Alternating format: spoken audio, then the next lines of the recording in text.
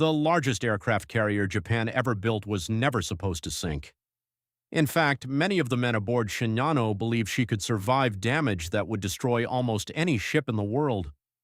She was bigger than every carrier Japan had launched before, built from the hull of a Yamato-class battleship, protected by some of the heaviest armor ever placed on an aircraft carrier, and so important that her existence was kept secret from much of the Japanese military.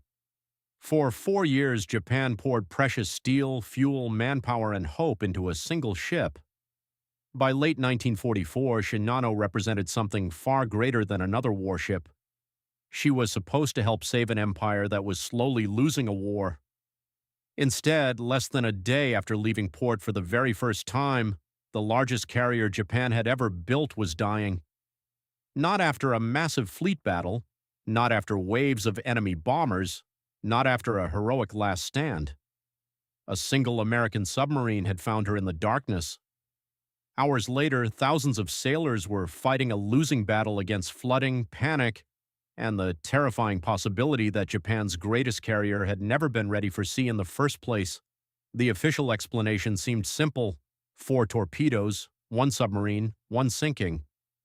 But the truth was far stranger, because Shinano was not supposed to go down. And what happened that night revealed a disaster that had begun long before the first torpedo ever struck.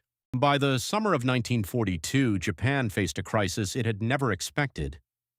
For months, the Imperial Japanese Navy had dominated the Pacific. Pearl Harbor had stunned the United States. The Philippines had fallen. British and Dutch forces had been swept aside. Japanese commanders believed they were building an empire that could survive for generations. Then came Midway. In a matter of hours, 4 frontline Japanese carriers were destroyed: Akagi, Kaga, Soryu, Hiryu. The disaster did more than sink ships. It exposed a frightening reality. The future of naval warfare belonged to aircraft carriers, and Japan suddenly had far fewer of them than it needed. Even before Midway, however, Japanese shipyards had already begun work on an extraordinary vessel. The ship under construction at Yokosuka was originally intended to become another Yamato-class battleship. Like Yamato and Musashi, it was designed around the belief that massive guns and thick armor could defeat any enemy fleet. But Midway changed everything. As carrier losses mounted, Japanese naval planners made a dramatic decision. Instead of completing the unfinished hull as a battleship, they would transform it into something entirely different. The vessel would become an aircraft carrier, not just another carrier, the largest carrier Japan had ever built.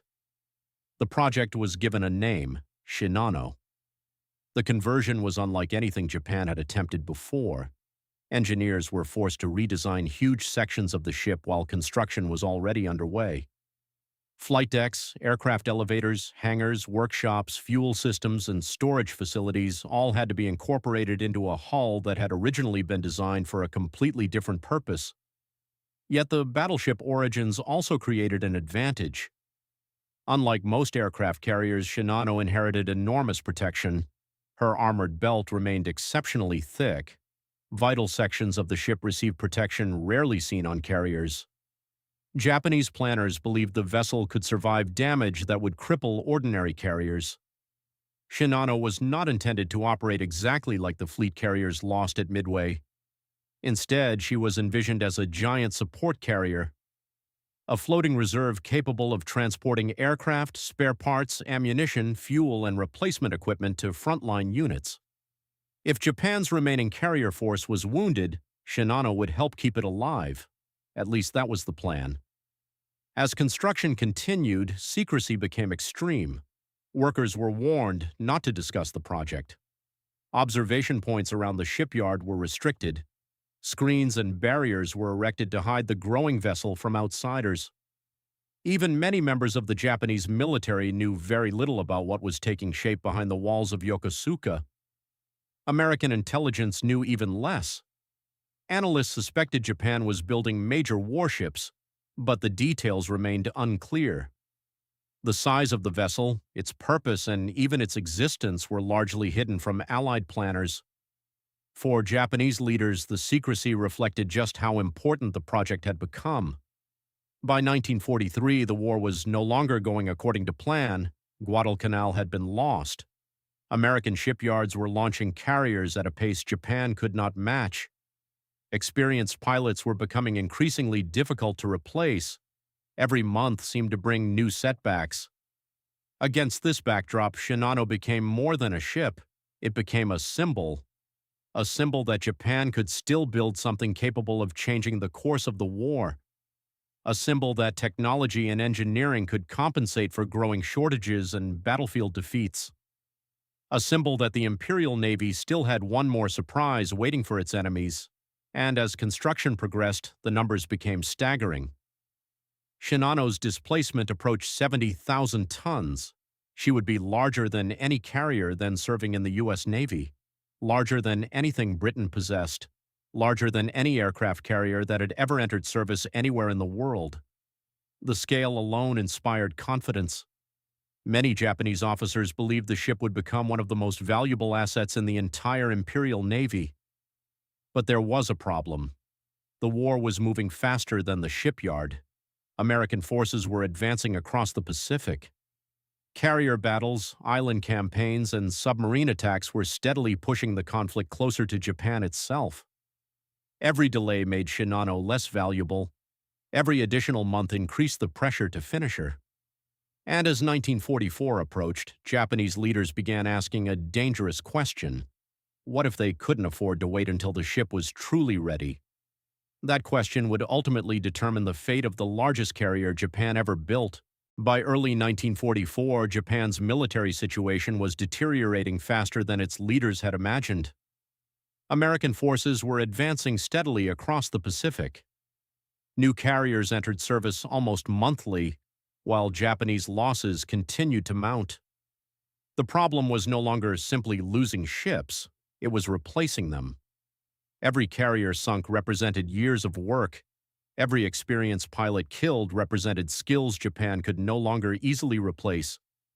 And in the middle of this crisis sat Shinano, still unfinished, still hidden inside Yokosuka Naval Arsenal, still consuming enormous amounts of manpower and resources. Then came another disaster. In June 1944, the Imperial Navy suffered a crushing defeat during the Battle of the Philippine Sea. American pilots later nicknamed it the Great Marianas Turkey Shoot. The description was brutally accurate. Japanese naval aviation was devastated. Hundreds of aircraft were lost. Many experienced pilots never returned. 2 carriers, including the modern Taiho, were sunk. For naval leaders, the message was clear. Japan needed Shinano immediately. Construction accelerated. Workers labored around the clock. Deadlines were shortened, inspections became less thorough. The goal was no longer perfection, the goal was getting the ship to sea. But despite the urgency, Shinano remained unfinished. Watertight systems had not been fully tested. Some compartments were incomplete, sections of piping still required work. Damage control preparations were far from complete. Many sailors assigned to the carrier were still learning the layout of the ship itself. These problems might have been manageable during peacetime. In wartime, they were dangerous. As American carrier raids moved closer to Japan, naval planners faced another concern. Keeping Shinano in Yokosuka might actually expose the ship to attack. The solution seemed straightforward: transfer the carrier to Kure Naval Base, where additional work could continue. On paper, the decision made sense. In reality, it introduced a serious risk. Because Shinano was not truly ready for sea, the ship could sail. That was not the same thing as being operational. Construction crews understood it. Engineers understood it. Even some officers understood it. Yet the transfer order remained unchanged. The schedule would proceed. Captain Toshio Aba, a respected officer with combat experience, was placed in command of the voyage. He knew the condition of his ship better than most. Shinano looked powerful.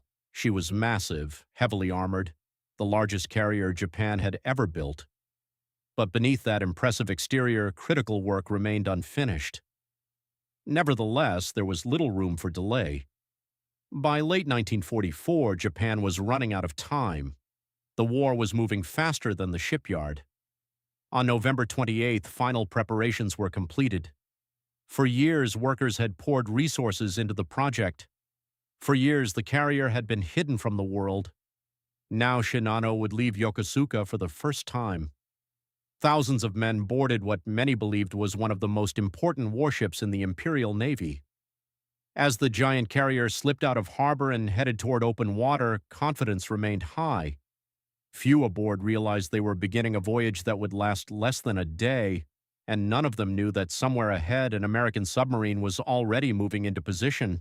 If you're enjoying the story so far, consider subscribing for more World War II documentaries. New videos every day covering the battles, ships, and decisions that shaped the war. While Shinano prepared to leave Yokosuka, another story was unfolding beneath the Pacific. It involved a submarine commander whose career had nearly ended a year earlier. Commander Joseph Enright was not supposed to become one of the most successful submarine captains of the war. In fact, many believed his chance had already passed. In 1943, Enright commanded the submarine USS Dace. During a night engagement, he found himself in a position every submarine captain hoped for, a clear shot at a Japanese carrier. The opportunity was extraordinary, the target was valuable, the conditions were favorable, and Enright hesitated. The delay lasted only moments, but in submarine warfare, moments could determine everything. The carrier escaped and the attack failed. Enright blamed himself, so did many others. After the patrol, he was removed from submarine command and reassigned to training duties in Hawaii. For ambitious officers, it was the kind of transfer that often marked the end of a career at sea. Officially, he was still a commander. Unofficially, many viewed him as a man who had missed his chance. But the U.S. Navy faced a problem. Submarine commanders were difficult to replace. Experience mattered. Combat experience mattered even more. As the submarine campaign against Japan intensified, officers who understood the realities of war beneath the ocean became increasingly valuable. Eventually, Enright received another opportunity. In October 1944, he took command of USS Archerfish. The submarine was relatively new and carried a crew eager to prove itself. Many of the men knew their captain's reputation. They knew about the failed carrier attack. They knew critics questioned whether he deserved another command. Enright knew it too. The burden followed him aboard.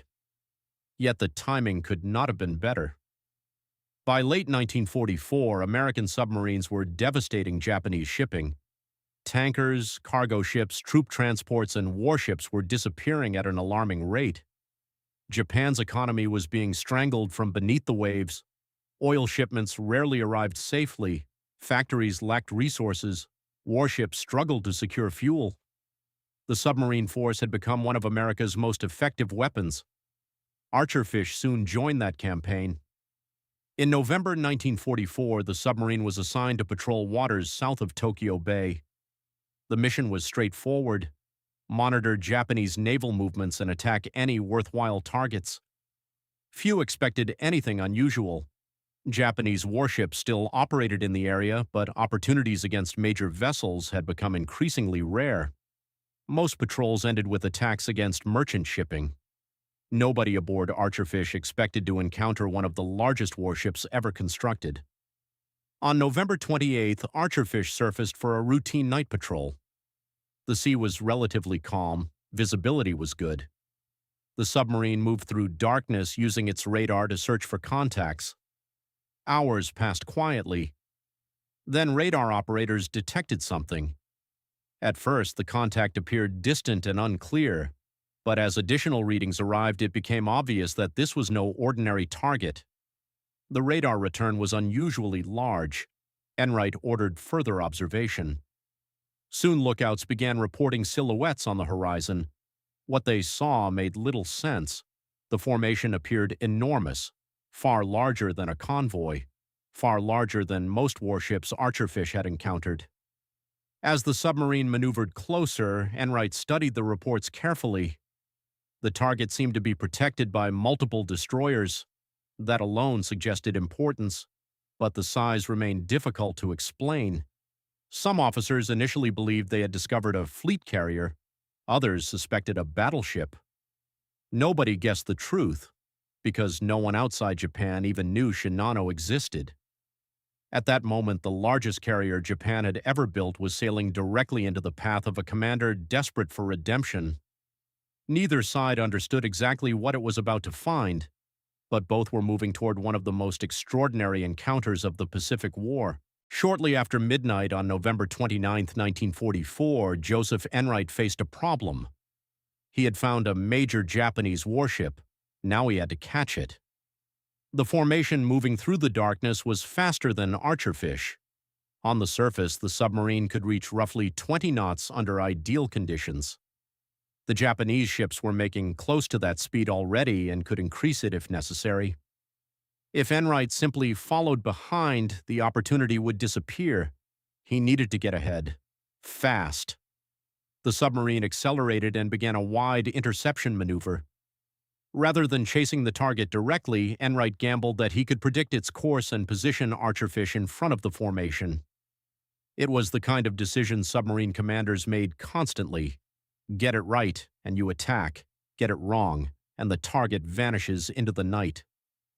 For hours, Archerfish raced through darkness. The crew tracked the Japanese formation while Enright continuously updated calculations. Every new radar contact helped refine the estimate. Slowly, the submarine began gaining a positional advantage. Meanwhile, aboard Shinano, the atmosphere was very different. Captain Toshio Abe understood that his ship represented an extraordinary prize. The carrier was sailing with destroyer escorts, but he remained concerned about American submarines. U.S. submarines had become increasingly aggressive throughout 1944, and Japanese commanders knew the waters around Japan were no longer safe. As a precaution, Shinano periodically altered course. The maneuvers were intended to make submarine attacks more difficult. Ironically, they would help Archerfish. Each time the carrier changed direction, the submarine adjusted as well. Instead of losing the target, Enright found himself receiving additional clues about its movement. The giant ship remained visible on radar. The hunt continued. As the hours passed, Enright became increasingly convinced that he was observing something unusual. The vessel was simply too large. Even through darkness, its silhouette appeared immense. The escorts surrounding it suggested extreme importance, yet no known Japanese carrier matched what he was seeing. Some officers aboard Archerfish speculated that the target might be a large carrier transporting aircraft. Others believed it could be a battleship. Nobody imagined they were looking at a ship that Allied intelligence had never identified. Far ahead, Shinano continued her first voyage. The carrier's enormous size created another problem. She was still undergoing trials. Many systems had never been tested under real operational conditions. Watertight integrity remained questionable in several areas. Construction crews had worked frantically to prepare the ship for departure, but time had run out long before the work was truly complete. Those weaknesses remained hidden beneath an imposing exterior. To anyone observing from the outside, Shinano looked nearly invincible. That perception was reinforced by her escort commander, who remained confident that the destroyers could protect the carrier from attack. For the moment, there was no indication that an American submarine had been tracking them for hours. Back aboard Archerfish, Enright faced a critical decision. The safest option would have been to maintain contact and report the sighting. The aggressive option was to attack. Enright never seriously considered the first choice. A year earlier, hesitation had cost him a carrier. He had spent months thinking about that failure. Now he had another opportunity. He would not let it escape. As dawn approached, the submarine finally gained the position Enright wanted. Archerfish was no longer chasing the target. She was waiting for it.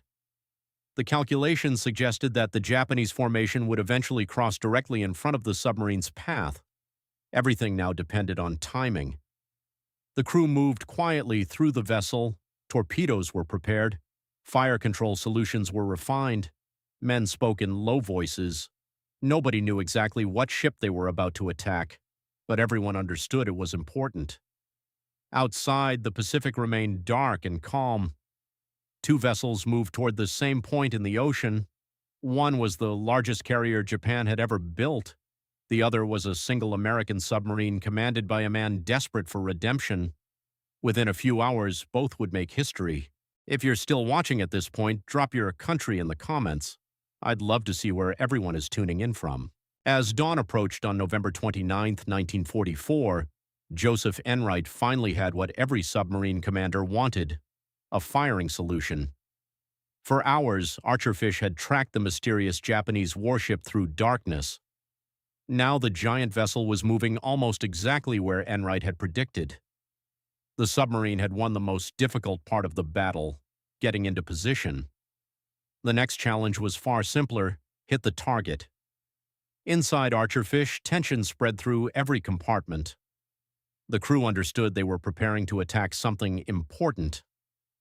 The size of the radar contact, the escorting destroyers, and the effort required to intercept it all pointed to the same conclusion.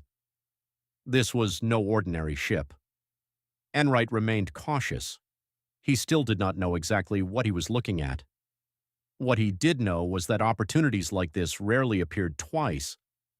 As the range continued to close, the massive silhouette became easier to identify.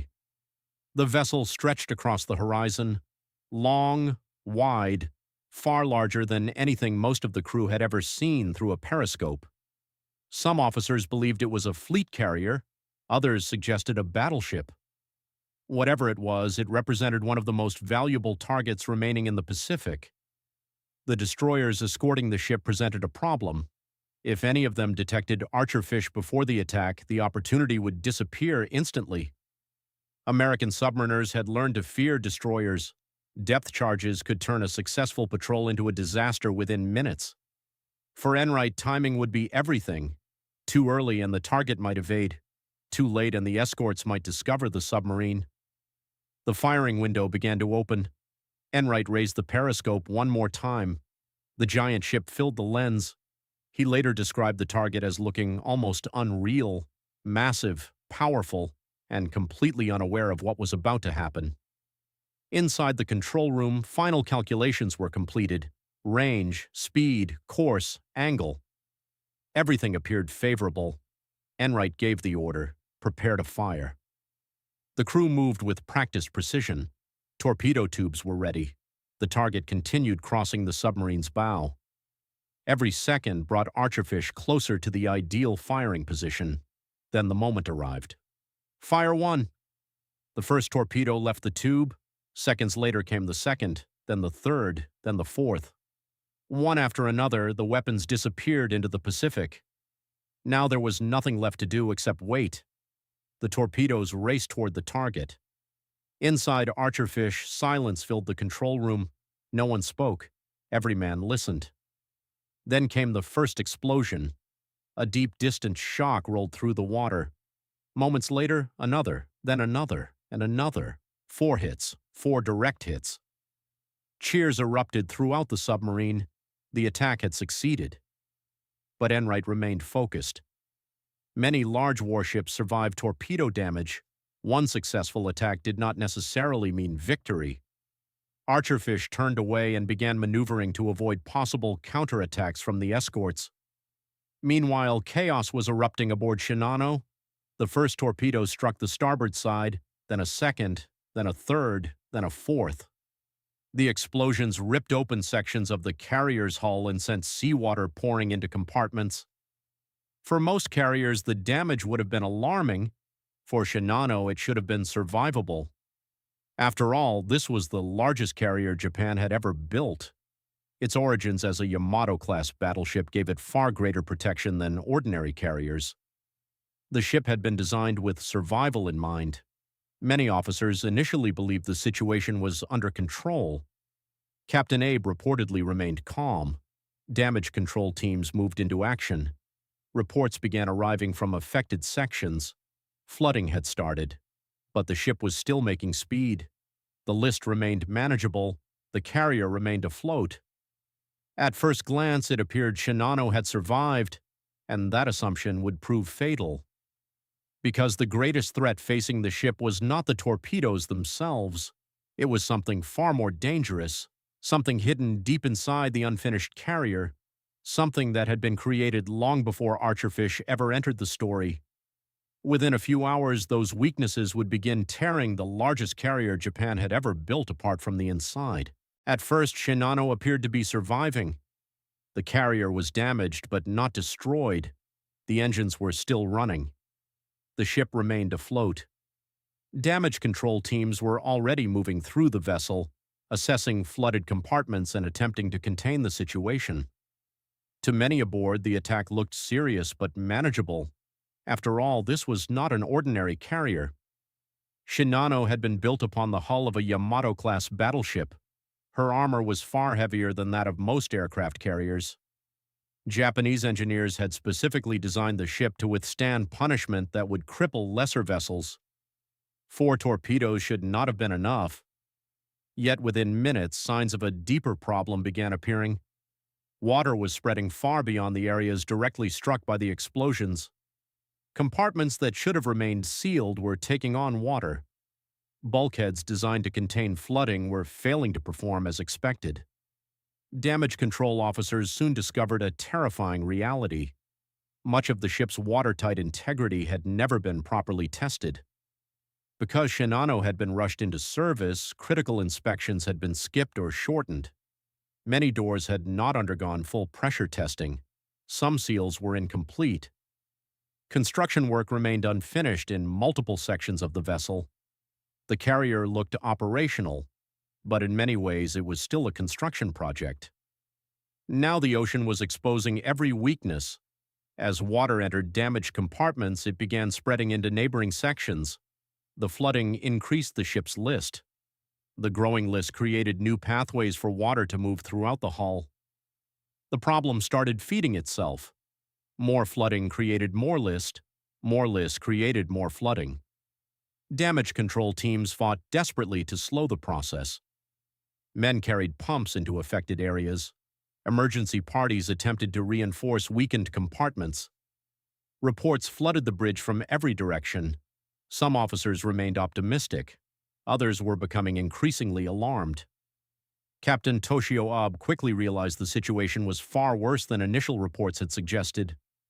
The ship was not stabilizing. The flooding was growing. Every hour made the problem more difficult to control.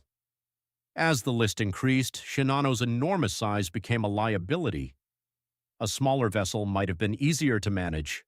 A smaller vessel might have contained the damage more effectively. But 70,000 tons of warship created immense pressure throughout the hull as balance shifted. The giant carrier was slowly becoming its own enemy. Still, Abe refused to give up. The carrier altered course toward shallower water. If the ship could reach the coastline, there was a chance she could be beached and saved. The plan was risky, but alternatives were disappearing. Meanwhile, aboard Archerfish, Joseph Enright could only guess what was happening. The submarine had withdrawn from the attack area to avoid destroyer counterattacks. Through intercepted reports and distant observations, Enright knew the target had been damaged. He had no idea how badly. Like most submariners, he assumed the ship would survive unless secondary attacks became possible. The idea that 4 torpedoes might sink a vessel of this size seemed unlikely. Yet, hour after hour, Shinano's condition continued to worsen. Flooding spread. Power systems became increasingly unreliable. The list became more severe. Crew members struggled to move through portions of the ship as decks tilted beneath their feet. Equipment broke loose. Tools slid across compartments. In some areas, men were already fighting not just the flooding, but the growing realization that they might be trapped. By mid-morning, confidence aboard the carrier was beginning to disappear. The situation no longer resembled damage control. It resembled a race against inevitability. The largest carrier Japan had ever built was losing a battle against water, and water was winning. The cruel irony was impossible to ignore. For years, Japanese planners had treated Shinano as one of the empire's most important military projects. Massive resources had been devoted to her construction. Extraordinary secrecy had surrounded every stage of her development. Yet in the end, the greatest threat was not American firepower. It was the decision to send an unfinished ship to sea. The torpedoes had opened the wounds, but Shinano's own weaknesses were making them fatal. By late morning, Captain Abe faced a reality that would have been unthinkable only hours earlier. The largest carrier Japan had ever built might not survive her very first voyage, and there was nothing anyone aboard could do to stop it. By late morning on November 29, 1944, the outcome was becoming impossible to deny.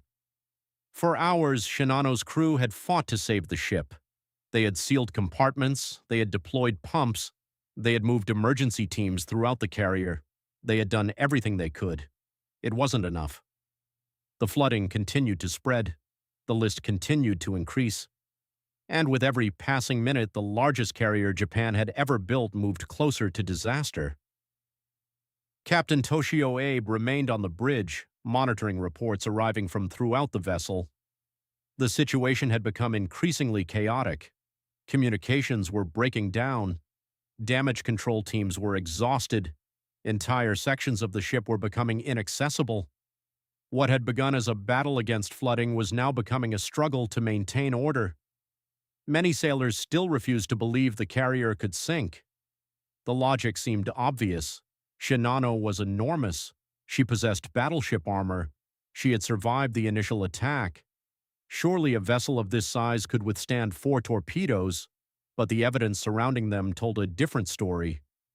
The carrier was dying, slowly, relentlessly, and most importantly, irreversibly.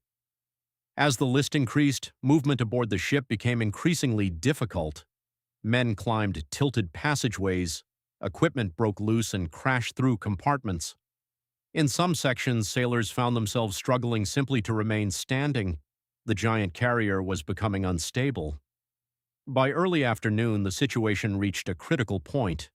The list had grown so severe that many emergency efforts were no longer effective. Floodwater continued advancing through the vessel. Machinery spaces were affected. Systems that might have slowed the disaster were gradually being lost. Captain Abe still hoped to save the ship by reaching shallow water, but time was running out. The ocean was winning. Then came the moment everyone aboard had feared. Orders were issued to prepare for abandonment. For many sailors, the command was almost impossible to comprehend. Only hours earlier, they had departed Yokosuka aboard what many believed was one of the most important warships in the Japanese Navy. Now they were being told to leave it behind. Men gathered life jackets. Others helped wounded shipmates. Some simply stared at the tilting decks around them. The realization spread throughout the carrier.